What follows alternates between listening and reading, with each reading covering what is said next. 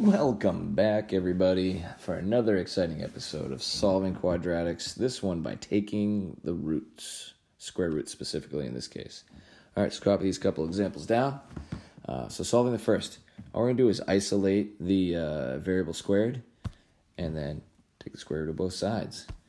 All right, but when you do this, don't forget to use the plus or minus here, okay, because there's two answers. Because 7 squared will equal 49, or negative 7 squared will equal 49. We don't know which one A was, so there are two possible answers. This actually means it's a concise way of writing A equals 7 and A equals negative 7. All right, next example.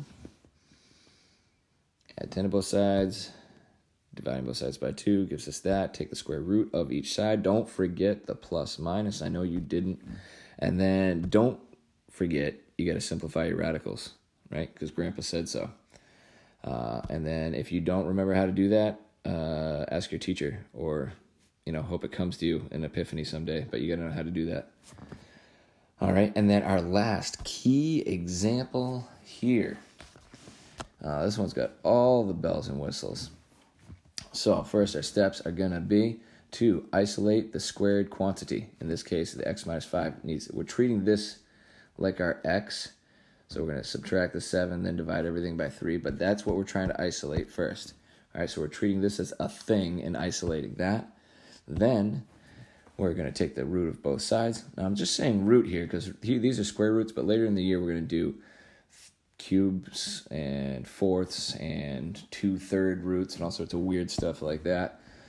So the principle will be the same, though, and then we isolate x. So, subtracting 7 both sides gives us this. We then divide by 3 to isolate that quantity that was squared. Now, we take the square root of both sides. That gives us x minus 5 equals plus or minus 7. So notice when we take the square root of both sides, this cancels out here, and it's just the x minus 5. We don't need the parentheses anymore. Recall that this means there's two numbers here, plus root 7 and minus root 7. Now we add 5 to both sides, but we can't add a 5 to a root 7 because you can't combine radicals with non-radicals. You got to combine like terms, so to speak.